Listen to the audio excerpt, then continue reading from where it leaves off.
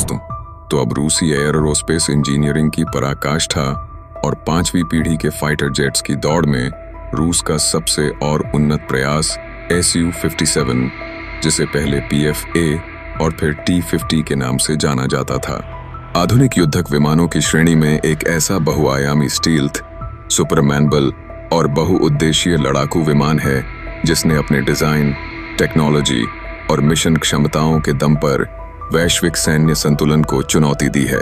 यह जेट न केवल वायु वर्चस्व, ग्राउंड अटैक, इलेक्ट्रॉनिक वॉरफेयर, बल्कि इंटेलिजेंस, सर्विलेंस और रिकॉनेसेंस ISR जैसे मिशनों में भी अद्वितीय दक्षता रखता है। Su-57 का विकास सुखोई डिजाइन ब्यूरो द्वारा 2002 में आरंभ किया गया था और इसका उद्देश्य था अमेरिकी F-22 रैप्टर और F-35 लाइटनिंग I-2 जैसे स्टीलथ विमानों को टक्कर देना।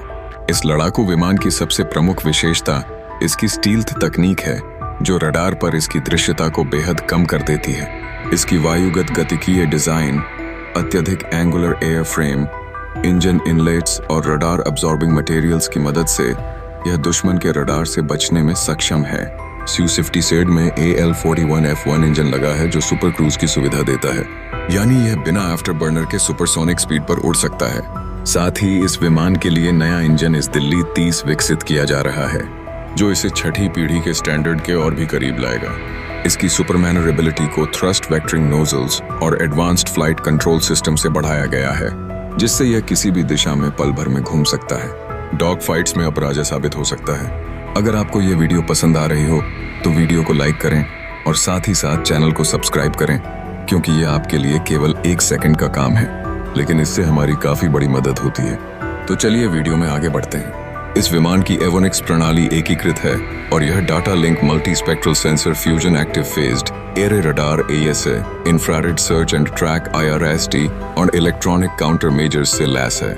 इसका मुख्य रडार एंडरो 36BL का AESA हजारों लक्ष्य ट्रैक कर सकता है और कई को एक साथ एंगेज कर सकता है, जबकि इसके सेंसर सिस्टम और optical locator system OLS 50M से यह बिना रडार ऑन किए दुश्मनों को ढूंढ सकता है। Su-57 की हथियार प्रणाली भी अत्यंत घातक है।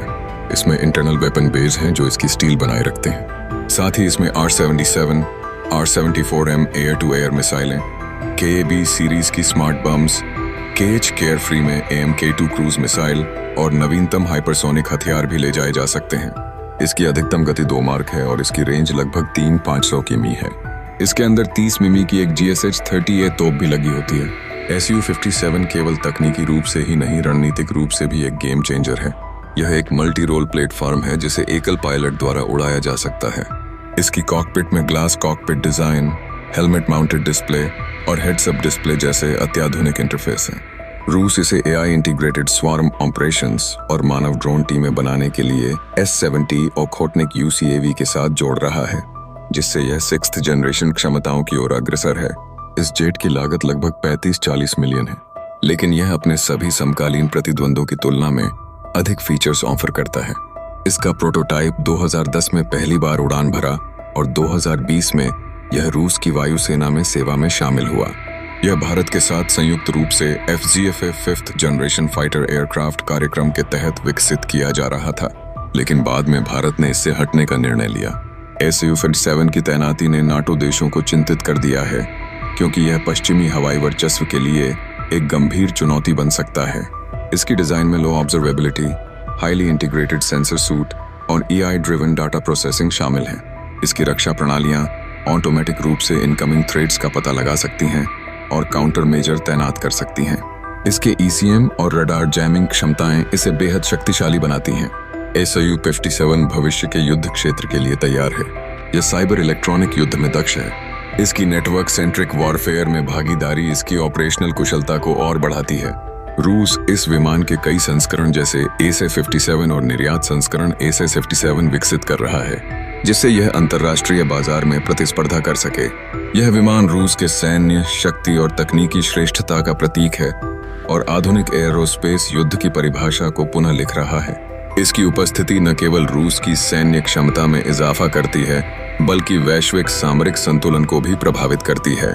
यदि किसी युद्ध क्षेत्र में Su-57 तैनात हो तो वह वहां की हवाई रणनीति को पूरी तरह बदल सकता है।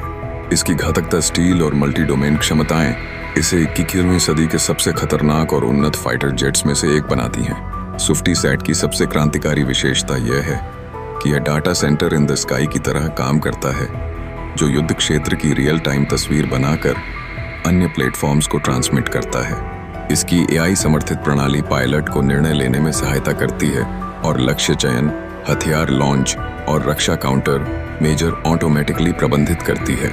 युद्धकालीन स्थिति में यदि SU-57 को S-70 और खोटिक UCV के साथ जोड़ा जाए तो ये मानव ड्रोन टीमिंग के जरिए दुश्मन के डिफेंस को पूरी तरह तबाह कर सकता है।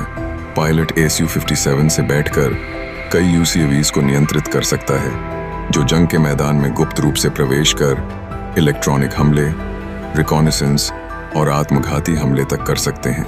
यही कारण है कि SU-57 को छठी पीढ़ी की ओर अग्रसर माना जाता है।